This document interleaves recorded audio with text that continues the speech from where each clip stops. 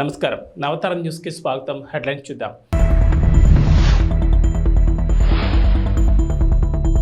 భూమి బద్దలైన ఆగస్టు 15 లోపు రుణమాఫీ, రేవంత్ రెడ్డి.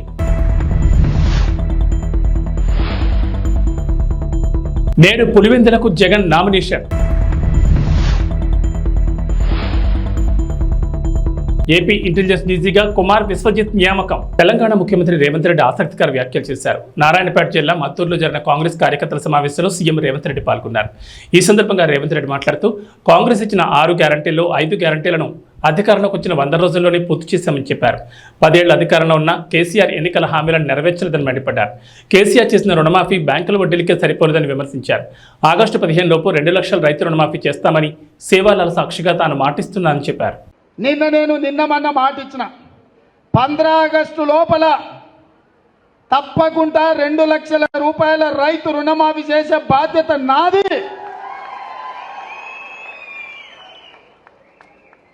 సేవలాల్ సాక్షిగా, బావోజీ సాక్షిగా నేను మాట ఇస్తున్నా. 15 ఆగస్టు లోపల నేను మీ రైతు రుణమాఫీ చేస్తాను. హరీష్ రావు అంటున్నాడు నిన్న, చేయకపోతే రాజీనామా చేస్తావా అని. నేను హరీష్ రావుకు సూటిగా కేసీఆర్ సవాలు విసురుతున్నా. 15 ఆగస్టు లోపల రుణమాఫీ నేను చేస్తా. నేను రుణమాఫీ చేస్తే నీ పార్టీని నువ్వు రద్దు చేసుకుంటావా? సవాల్ను స్వీకరించు. 15 ఆగస్టు లోపల 2 లక్షల రుణమాఫీ చేసి చూపిస్తా. అక్కడి సూర్యుడు ఇక్కడ మొరిసిన, భూమి ఆకాశాలు తలకిందులైనా, కేసీఆర్ ఫామ్ హౌస్లో ఊరేసుకొని సచ్చినా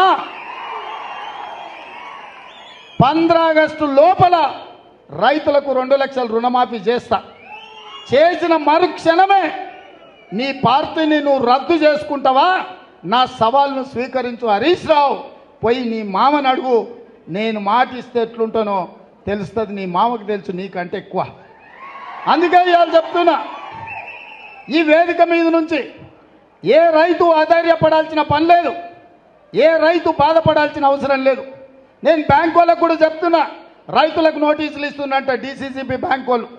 ఎవరు మీరు అట్లాంటి అతిగా వ్యవహరించొద్దు.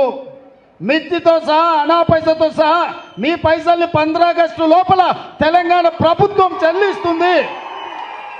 మీరు రైతులను ఎవరినైనా ఇబ్బంది పెట్టే కార్యక్రమం చేస్తే ఈ ప్రభుత్వం చూస్తూ ఊరుకోదని చెప్పి బ్యాంక్ అధికారులకు, కోఆపరేటివ్ బ్యాంకు అధికారులకు కూడా నేను స్పష్టంగా విన్నవిస్తున్నా.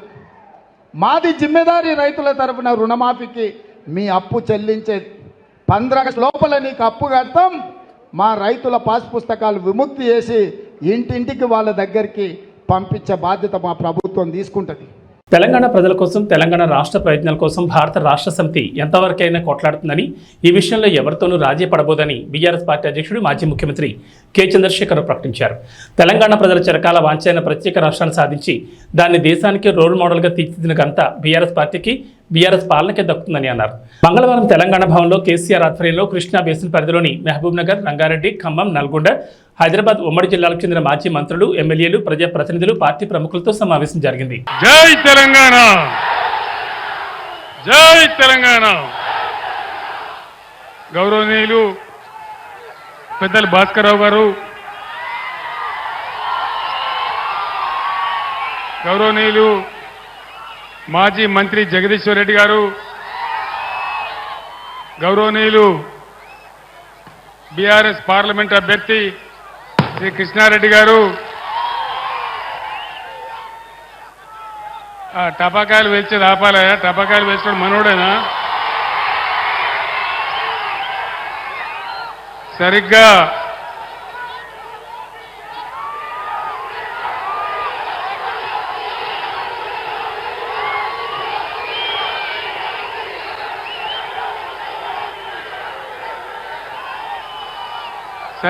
ఈనాటికి 21 సంవత్సరాల క్రితం నేను కోదాడ టు హాలియా పాదయాత్రలో భాగంగా మిర్యాలగూడకు రావడం జరిగింది. ఆనాడు కూడా నీళ్ళ కోసమే పోరాటం, ప్రజల కోసమే పోరాటం. కూర్చోలే తెలంగాణకు మొదటి నుంచి నేటి వరకు ప్లీజ్ తమ్ముడు ఆగాలి మీరు. నో స్లోగన్స్ ప్లీజ్, నినాదాలు బంద్.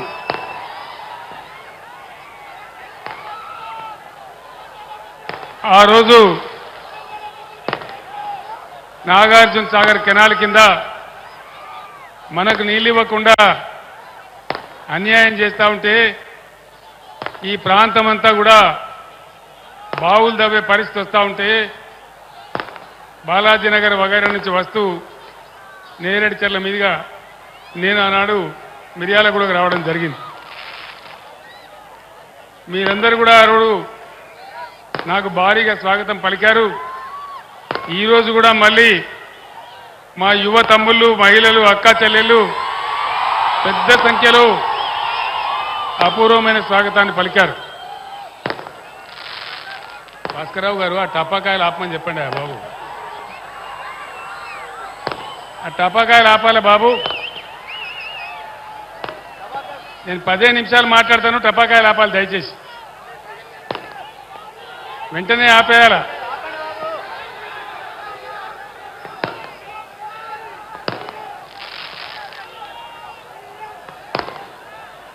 ఈరోజు పార్లమెంట్ ఎన్నికల సందర్భంగా మళ్ళీ మీ దర్శనానికి రావడం జరిగింది. ఏం జరుగుతూ ఉంది ఈ రాష్ట్రంలో?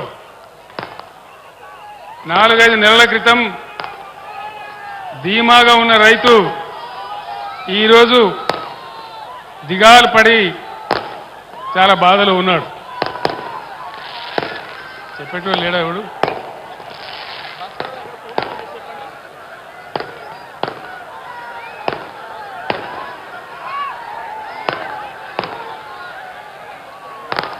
మీ అందరితోని నేను ఒక 4-5 విషయాలు మాత్రం మనవి చేస్తాను.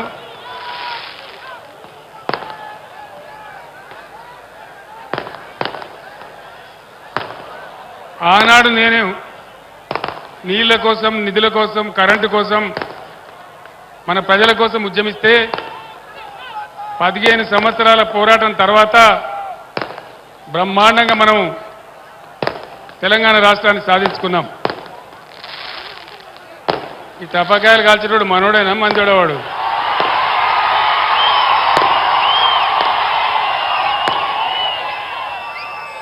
మనోడైతే అట్లా కాల్చాడు, మనోడు కాదా?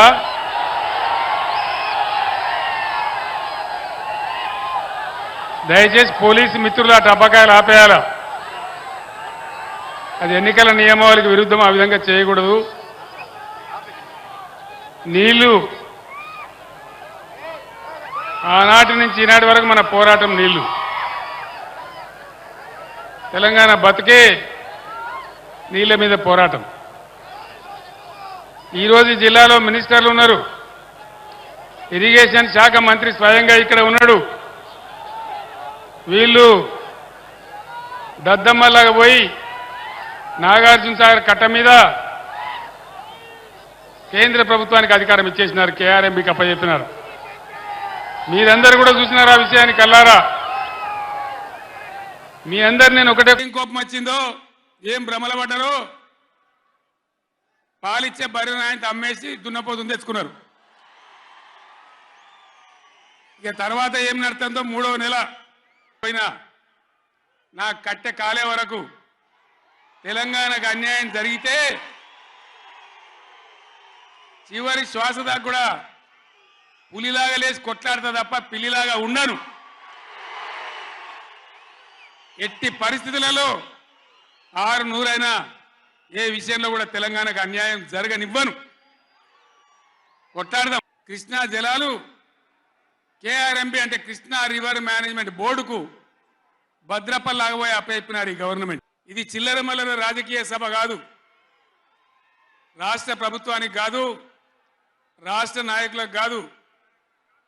ఇలా నీళ్లు వంచడానికి సిద్ధంగా ఉన్నటువంటి బ్రిజేష్ కుమార్ ట్రిబ్యునల్కు కానీ, కేంద్ర ప్రభుత్వానికి కానీ, కేంద్ర నీటిపారుదల మంత్రికి కానీ, మన నీళ్లు దొబ్బిపోదామనుకునే స్వార్థ శక్తులకు కానీ ఒక హెచ్చరిక ఈ నల్లగొండ చెలో నల్గొండ సభ.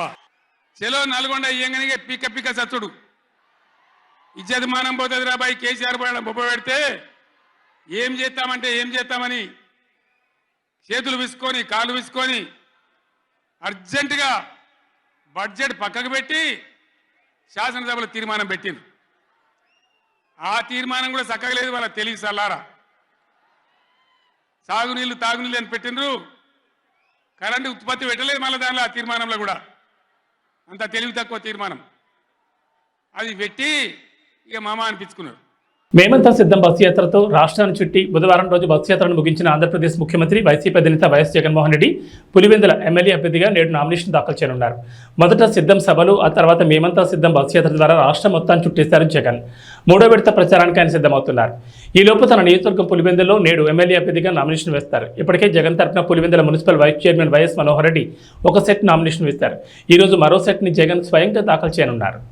ఈరోజు వైఎస్ జగన్మోహన్ రెడ్డి గారి నామినేషన్ దాఖలు చేస్తాం. ఈరోజు మొదటి సెట్ ఒక సెట్, తర్వాత రెండో సెట్ ఆయన 25th వస్తున్నారు. ఇక్కడికి 25th రెండో సెట్ ఆయన దాఖలు చేస్తారు. ప్రజలు కూడా ఆయన మళ్ళీ రెండోసారి ముఖ్యమంత్రి చేయాలని కోరుకుంటారు చాలా మటుకు. మాకు తెలిసి కూడా 70% వరకు ప్రజలు ఆయన వైపే చూస్తున్నారు. కాబట్టి తప్పకుండా రెండోసారి ముఖ్యమంత్రి అవుతారనే కోరిక మా మనసులో ఉంది. తప్పకుండా రెండోసారి ఎదురు ముఖ్యమంత్రి చేస్తారు కూడా, దాంట్లో ఏం సందేహం కూడా లేదు. 25th ఇక్కడ వస్తూనే పబ్లిక్ మీటింగ్ ఉంటుంది. పబ్లిక్ మీటింగ్ అయిన తర్వాత మధ్యాహ్నం పైన నామినేషన్ వేస్తారు. సార్వత్రిక ఎన్నికల నేపథ్యంలో ఏపీ ఇంటెలిజెన్స్ డీజీగా కుమార్ విశ్వజిత్ను ఎన్నికల కమిషన్ నియమించింది. విజయవాడ సిపిగా పిహెచ్డి రామకృష్ణకు బాధ్యతలు అప్పగించింది. గురువారం ఉదయంలోపు బాధ్యతలు చేపట్టాలని ఉత్తర్వులు జారీ చేసింది. కాగా intelligence DG Sitaramanjaneyulu Vijayawada CP Kranthi రాణాను బదిలీ చేస్తూ ఏపీఈసీ మంగళవారం నిర్ణయం తీసుకుంది. వీరిని తక్షణమే విధుల నుంచి బదిలీ చేస్తూ ఆదేశాలు జారీ చేసింది. ఫోన్ ట్యాపింగ్ కేసులో నిందితుల బెయిల్ పిటిషన్పై నాంపల్లి కోర్టు విచారణ జరిపింది. కేసులో నిందితులుగా ఉన్న రాధాకిషన్ రావు, భుజంగరావు, తిరుపతన్న, ప్రణీత్రావు బెయిల్ పిటిషన్లలో పోలీసులు కౌంటర్ దాఖలు చేశారు.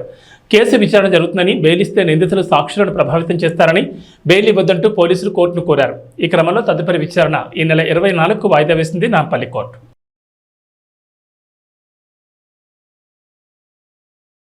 ఎన్నికల ప్రచార నిమిత్తం ప్రధానమంత్రి నరేంద్ర మోడీ వచ్చే నెల 3, 4 తేదీల్లో రాష్ట్రంలో పర్యటించనున్నారు. ఈ 2 రోజుల్లో కనీసం 4 లేదా 5 ఎన్డీఏ బహిరంగ సభల్లో ప్రధాని మోడీ పాల్గొనేలా సమాలోచనలు జరుగుతున్నాయి.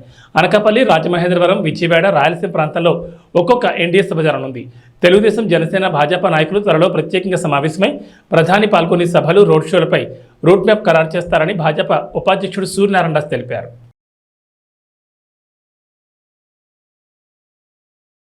ప్రైవేట్ రంగ Kotak Mahindra bank reserve bank shock ఇచ్చింది. ఆన్లైన్ మొబైల్ బ్యాంకింగ్ మాధ్యమాల ద్వారా కొత్త కస్టమర్లను చేర్చుకోవద్దని ఆదేశించింది. అలాగే కొత్త క్రెడిట్ కార్డులను జారీ చేయకుండా ఆంక్షలు విధించింది. ఈ ఆదేశాలు తక్షణ అమల్లోకి వస్తాయి. బ్యాంక్ ఐటీ రిస్క్ మేనేజ్మెంట్లో తీవ్రమైన లోపాలు బయటపడడం ఇందుకు కారణమని ఆర్బీఐ పేర్కొంది. అయితే క్రెడిట్ కార్డ్ కస్టమర్లు సహా ప్రస్తుతం ఉన్న ఖాతాదారులందరికీ బ్యాంక్ యథాప్రకారం సేవలు అందించడానికి కొనసాగించవచ్చని తెలిపింది. మే 4న కోటక్ మహీంద్రా బ్యాంక్ ఆర్థిక ఫలితాలను వెల్లడించిన నేపథ్యంలో తాజా పరిణామం ప్రాధాన్యం సంతరించుకుంది. బ్యాంక్ ఎక్స్టర్నల్ ఆడిట్ నిర్వహించి అందులో బయటపడే సమస్యలను, తాము గుర్తించిన లోపాలను పరిష్కరిస్తే ఆంక్షలు సమీక్షిస్తామని ఆర్బీఐ పేర్కొంది. పదే సాంకేతిక అంతరాయాలు తలెత్తున్న కారణంగా 2020 డిసెంబర్లో హెచ్డిఎఫ్సి బ్యాంక్పై కూడా ఆర్బీఐ దాదాపు ఇదే తరహా ఆంక్షలు విధించిన సంగతి తెలిసిందే. గుజరాత్తో చివరి బంతి వరకు ఉత్కంఠభరితంగా సాగిన మ్యాచ్లో ఢిల్లీ క్యాపిటల్స్ విజయం సాధించింది. గుజరాత్ విజయానికి చివరి ఓవర్లో 19 పరుగులు కావాల్సిండగా కేవలం 14 పరుగులు మాత్రమే వచ్చాయి. తొలి 5 బంతుల్లో 13 పరుగులు రాగా చివరి బంతికి 5 పరుగులు అవసరమయ్యాయి. కానీ ఒకే పరుగు రావడంతో గుజరాత్ 4 పరుగుల తేడాతో పరాజయం పాలైంది. రషీద్ ఖాన్ పోరాడిన గుజరాత్కి విజయాన్ని అందించలేకపోయాడు. ఈ మ్యాచ్లో తొలుత బ్యాటింగ్ చేసిన ఢిల్లీ నిర్ణీత 20 ఓవర్లలో 4 వికెట్ల నష్టానికి 224 పరుగులు చేసింది. గుజరాత్ 220 పరుగులకి పరిమితమైంది. ఇంటి స్థలం ఆశ చూపి మా కాలనీ వాసులకు వైసీపీ కండువాలు వేశారని, కానీ ఆ యువకులు టీడీపీ సొంత గూటికి చేరారన్నారు. వైసీపీ నాయకులు దిగజారు రాజకీయాలు చేయడం మానుకోవాలని కర్నూలు పార్లమెంట్ టీడీపీ ఉపాధ్యక్షులు ముత్తిరెడ్డి, పల్లెపాటి రామరెడ్డి అన్నారు. కర్నూలు జిల్లా కొసిగిలో టీడీపీ పార్టీకి కంచుకొట్టగా ఉన్న 2వ వార్డుకు చెందిన 20 కుటుంబాల యువకులను వైసీపీ పార్టీకి చెందిన ఓ యువకుడు ఇంటి స్థలాలు ఇప్పిస్తామని ఆశ చూపి Mantralayam YCP MLA Balanagi Reddy, YCP మండల ఇన్ఛార్జ్ మురళీరెడ్డి ఆధ్వర్యంలో 2 రోజుల క్రితం వైసీపీ కండువాలు వేశారన్నారు. బుధవారం తిరిగి సొంత గూటికి టీడీపీ పార్టీ కండువాలను కప్పుకున్నారు. టీడీపీ పార్టీ అంటే తమకు ప్రాణమని, పార్టీ ఆవిర్భావం నుంచి తమ తల్లిదండ్రుల పార్టీలోనే ఉన్నామన్నారు.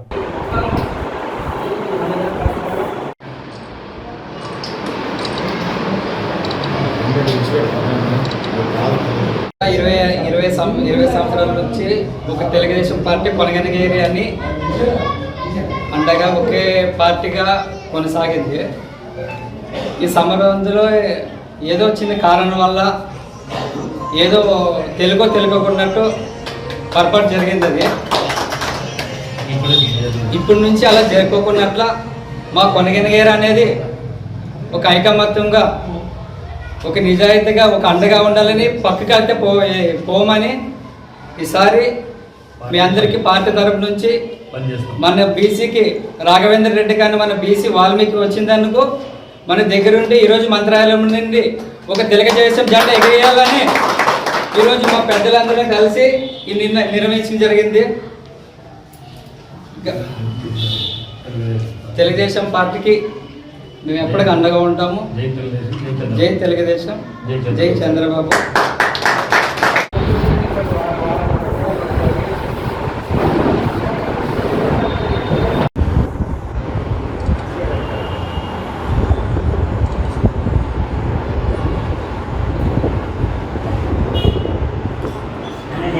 అశేష జనవాహిని మధ్య వైఎస్ఆర్ పార్టీ ఎమ్మెల్యే అభ్యర్థి బాలనాగిరెడ్డి అట్టహాసంగా నామినేషన్ దాఖలు చేశారు. ముందుగా గ్రామదేవత మంచాలమ్మను రాఘవేంద్ర స్వామిని దర్శించుకుని ప్రత్యేక పూజలు నిర్వహించారు. వైఎస్ఆర్సీపీ అభ్యర్థి బాలనాగిరెడ్డితో పాటు టీటీడీ బోర్డు సభ్యులు సీతారామరెడ్డి, మండల అధ్యక్షులు భీమిరెడ్డి, విశ్వనాథ్ రెడ్డి ఉన్నారు.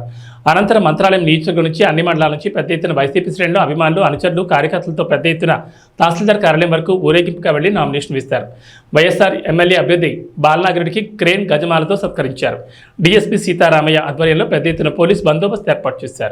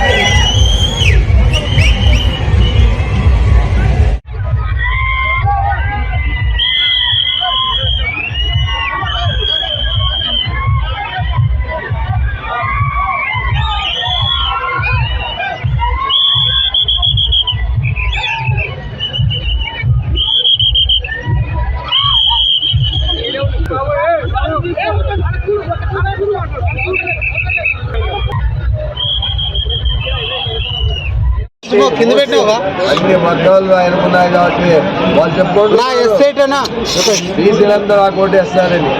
మీరు ఏమన్నా సాయం చేశాడో బీసీలకు అని చెప్తున్నాను. బీసీలకు కాదు ఆయన సాయం చేసింది ఆయన సొంత.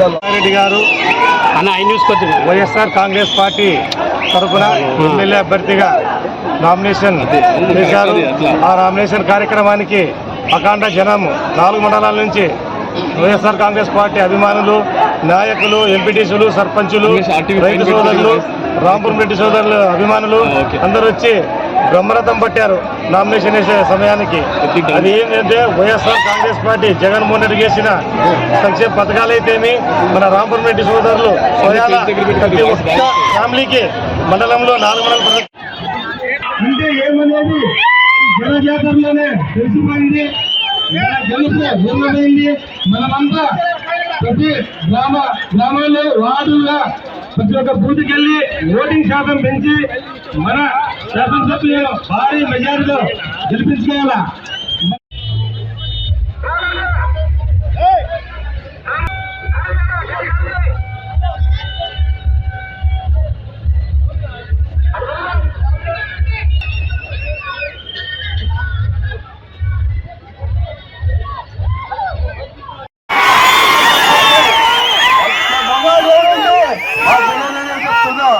ఎందుకంటే సింగల్ గానే పోటీ చేస్తాం, సింగల్ గానే వస్తుందా. ఇలాగే చెత్త కట్టుకొని రావాల్సిన అవసరం లేదు, కూటమితో చెత్త చేసుకోవాల్సిన అవసరం లేదు మాకు. ఎందుకయ్యా నా జనం నా అనుకున్నంత వరకు ఇంకోరి మీద ఆధారపడాల్సిన అవసరం ఏముందా? 40 ఏళ్ళ ఇండస్ట్రీ, 14 ఏళ్ళ ముఖ్యమంత్రి, సిద్ధేశ్వరం ఏమన్నా అడుగుతుందా? ఎక్కడా లేదు. నిజంగా మొగాడంటే జగన్మోహన్ రెడ్డి అని చెప్తున్నా. ఒకసారి పులి బయటికి బోర్లో నుంచి పులి బయటకు వచ్చింది. అప్పట్లో అప్పుడు మనము ప్రతిపక్షంలో కూర్చున్నా కూడా మనకు భయపడలేదు, పాదయాత్ర చేశాడు మన పులి. అలాంటి పులి నాకు నా సోదరు లాంటి నా పులి, నేను కూడా మా సోదరుల కుటుంబ సభ్యులు మీరు అందరూ ఉన్నంత వరకు నేను కూడా పులి అని చెప్తున్నా. అందరూ ఒకటే ఆలోచన చేయాలి, మంచి వ్యక్తులకు ఓటేస్తే 15 సంవత్సరాలు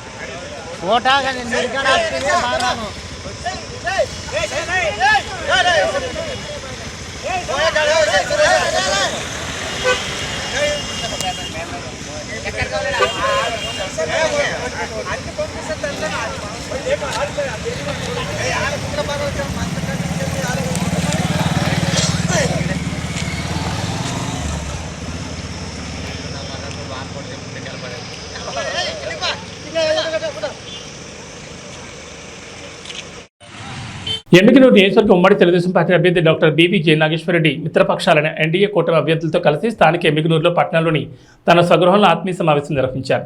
ఈ సందర్భంగా మాట్లాడుతూ జగన్ రెడ్డి వదిలింది మెగా డిఎస్సీ కాదు, దగా డిఎస్సీ అని మండిపడ్డారు. రాష్ట్రంలో 50,892 ఖాళీలుంటే 6,100 పోస్టులకే నోటిఫికేషన్ ఇవ్వడం నిరుద్యోగుల్ని వంచడమే అని పేర్కొన్నారు. డిఎస్సీ పేరుతో ఎన్నికలను దృష్టిలో పెట్టుకుని జగన్ రెడ్డి కొత్త డ్రామాకు తెరతీశారని పేర్కొన్నారు.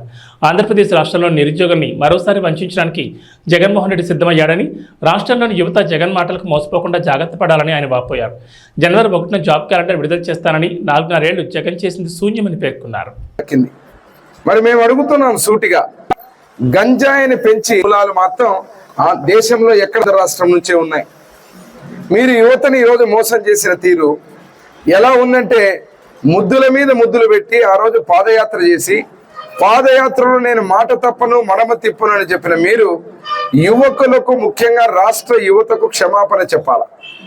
మీరు చెప్పారు జగన్మోహన్ రెడ్డి గారు, మద్యపాన నిషేధం చేస్తాను, అదే రకంగా మద్యపాన నిషేధం చేసిన తర్వాత నేను ఎన్నికలకు పోయే ముందు ఏ ఊరికి పోయినా, ఏ వాడకు పోయినా, ఏ వార్డుకు పోయినా ఎక్కడా ఒక్క చుక్క మందు కనపడినప్పుడే నేను వచ్చి ఓటు అడుగుతానన్నారు. అంటే ఇంక ఎలక్షన్లకు నాకు తెలిసినంత మీరు నామినేషన్ కూడా వేయకూడదు. ముఖ్యమంత్రిగా మీరు నామినేషన్ ఏదైతే ఉన్నారో, ఎమ్మెల్యేగా రేపు శాసనసభకు నామినేషన్ వేయకూడదు, మీ పార్టీ ఎక్కడ కూడా నామినేషన్ వేయకూడదు. ఎందుకంటే మీరు మాట తప్పారు. ఈరోజు ఒక్క చుక్క నీళ్లు లేవు ఏ ఊరికి పోయినా, ఏ వార్డుకు పోయినా, కానీ తాగడానికి మందు మాత్రం ఏరులే బారుతా ఉంది. కాబట్టి ఒకటే డిసైడ్ చేసి చెప్తున్నాం, మేమందరం కూడా కౌంట్ డౌన్ ప్రారంభమైంది. జగన్మోహన్ రెడ్డి మీకు ఈరోజు 22 రోజులు. ఇంకా ఈ 22 రోజుల్లో కూటమి ఏదైతే ఉందో, ఇటు బీజేపీ మోడీ గారి నాయకత్వంలో, నారా చంద్రబాబు నాయుడు గారి నాయకత్వంలో తెలుగుదేశం పార్టీ, పవన్ కళ్యాణ్ గారి నాయకత్వం జనసేన, మేమందరం కూడా కూటమి అభ్యర్థులుగా కూటమి సహాయం తీసుకుని ఈరోజు ఎమ్మిగనూరు నియోజకవర్గం నుంచి ఒక సంకేతాన్ని పంపిస్తున్నాం. ప్రతి ఒక్కరం కూడా సమిష్టిగా పనిచేసి యువతని మోసం చేసిన ఈరోజు అంశం ఏమంటే, ముఖ్యంగా మెగా డిఎస్సి మీద మాట్లాడడానికి మేమందరం కూర్చున్నాం. యువతనే కాదు ప్రతి వర్గాన్ని మోసం చేసిన జగన్మోహన్ రెడ్డిని రాజకీయ సమాధి చేయడానికి మేమందరం ఐక్యతగా పనిచేసి ప్రతి ఒక్కరం కూడా రానున్న ఎన్నికల కురుక్షేత్రంలో ఎన్నికల రోజు వరకు ప్రతి ఒక్కరం సైనికుల్లో పనిచేసి ఇటు జన సైనికులు, బీజేపీ నాయకులు, కార్యకర్తలు, అదేవిధంగా తెలుగుదేశం పార్టీ కార్యకర్తలు, నాయకులు అందరం కూడా సమిష్టిగా పనిచేసి ఇక్కడ ఎమ్మిగనూరు నుంచి కూటమి అభ్యర్థి అయిన నన్ను జయనాగేశ్వరుని విజయ పథాన ముందుకు తీసుకుపోతారని ఆశిస్తూ ఈ రాష్ట్రంలో మళ్ళీ ముఖ్యమంత్రిగా చంద్రబాబు నాయుడు గారిని అవ్వడం ఖాయం. ఎన్నికలకు మేము సిద్ధమని చెప్పే జగన్మోహన్ రెడ్డి నీ ఫ్యాన్ రెక్కలు విరగొట్టడానికి ప్రజలందరూ సిద్ధంగా ఉన్నారు. కూటమి అభ్యర్థులైనటువంటి మా అందరికీ 2 బటన్లు, ముఖ్యంగా ఒక బటన్ ఎమ్మెల్యే అభ్యర్థిగా జయనాగేశ్వరుడికి, ఒక బటన్ సైకిల్ గుర్తు, 2వ బటన్ సైకిల్ గుర్తు బస్తిపాటి కురవ నాగరాజు గారికి ఎంపీ అభ్యర్థికి వేసే విధంగా పోవాలని చెప్పి కోరుకుంటూ పేరు పేరున మీకు ధన్యవాదాలు చెప్తూ సెలవు తీసుకుంటున్నాను. ఏదన్నా కానీ రాష్ట్ర ప్రభుత్వం నిర్ణయం మేరకు మేము హిందూ ధర్మాన్ని పాటిస్తాం. ఏమైనా చిన్న చిన్న సమస్యలు ఉంటే అంతర్గత మాట్లాడుకుని పరిష్కరించుకుంటాం. పార్టీ చూసుకుంటారు ఖచ్చితంగా. వాటిని సమయం ఉంది, మాట్లాడుతూ ఉన్నాం. కొన్ని వ్యక్తిగతమైనటువంటి వారు చెప్పడం జరిగింది, వాటి కూడా పార్టీ మాట్లాడి త్వరగా పరిష్కరిస్తారని చెప్పి నేను తెలియజేసుకుంటే, ఏదైనా ఒక జాతీయ పార్టీ బీజేపీ ఎంతో మందికి వ్యక్తిగతమైన మతభేదాలు ఉండొచ్చు, అనేక రకమైనటువంటి అవకాశాలు కూడా ఉండొచ్చు. కానీ ఒకసారి పార్టీ కేంద్రంలో నిర్ణయం తీసుకున్న తర్వాత, రాష్ట్రంలో కూడా నిర్ణయం అయిపోయిన తర్వాత దాన్ని కట్టుబడి శిరసా వహించిన బాధ్యత భారతీయ జనతా పార్టీ కార్యకర్తలు. ధన్యవాదాలు. జనసేన పార్టీ అధినేత అయినటువంటి పవన్ కళ్యాణ్ గారికి ప్రత్యేక ధన్యవాదాలు తెలియజేసుకుంటున్నాం. వారి కూటమి ఏర్పడడానికి శాయశక్తుల ప్రయత్నం చేయడం జరిగింది.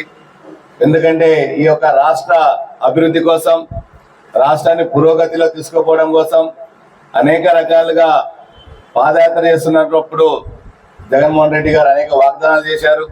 ఆ వాగ్దానాలు అనేకం కూడా నెరవేర్చినటువంటి పరిస్థితి. ఇంతకుముందు చెప్పినట్టు పెద్దలు ముఖ్యంగా మద్యం, తర్వాత ఇసుక సరళీకృతం చేస్తామన్నారు. తర్వాత ఉద్యోగులకు ప్రతి సంవత్సరం కూడా ఉద్యోగం యొక్క రిలీజ్ చేస్తామని చెప్పారు. ఇంతవరకు కూడా ఎటువంటి కూడా జరిగినటువంటి పరిస్థితి. కాబట్టి మనందరం కూడా ఆలోచించాలి. ఈరోజు రాష్ట్రాన్ని అభివృద్ధి పథంలో తీసుకుపోవాలంటే కేంద్రంలో నరేంద్ర మోడీ గారు ఏ విధంగా అయితే పరిపాలిస్తున్నారో, సబ్కా సాత్, సబ్కా వికాస్, సబ్కా విశ్వాస్ అనే లక్ష్యంతో వారి దేశాన్ని అభివృద్ధి పథంలో నడుపుతున్నటువంటి సందర్భాన్ని చూసాం. ఆయన అభివృద్ధి నచ్చే తిరిగి ఇంతకుముందు ఎన్డీఏలో ఉన్నటువంటి టీడీపీ గవర్నమెంట్, టీడీపీ వారు మళ్ళా రావడం జరిగింది. మరియు దానికి విశేష కృషి చేసినటువంటి పవన్ కళ్యాణ్ గారు కూడా ముగ్గురు కలిసి ఈ రాష్ట్రాన్ని అభివృద్ధి పథంలో తీసుకుపోయే విధంగా ఈ యొక్క కూటమి ఏర్పడినటువంటి సందర్భం. అంతేకాదు మన ఆంధ్రప్రదేశ్ కూడా ఒక విజన్ ఉన్నటువంటి నాయకుడు చంద్రమోహన్ గారు, వారు ఖచ్చితంగా సీఎం అయితే అభివృద్ధి పథంలో వెళ్తుందని చెప్పి రాష్ట్ర ప్రజలు కూడా భావిస్తున్నటువంటి సందర్భం. ఇది డబుల్ ఇంజన్ సర్కార్ కావాలి. కేంద్రంలో కూడా రాష్ట్రంలో కూడా ఒకే ఒక ప్రభుత్వం ఉన్నట్లయితే ఖచ్చితంగా ఈ యొక్క రాష్ట్రం ఖచ్చితంగా అభివృద్ధి చెందుతుందని, ముఖ్యంగా పశ్చిమ ప్రాంతంలో ఉన్నటువంటి మనము అనేక సాగునీరు, తాగునీటి కష్టాలని మనం ఎదురు చూస్తా ఉన్నాం.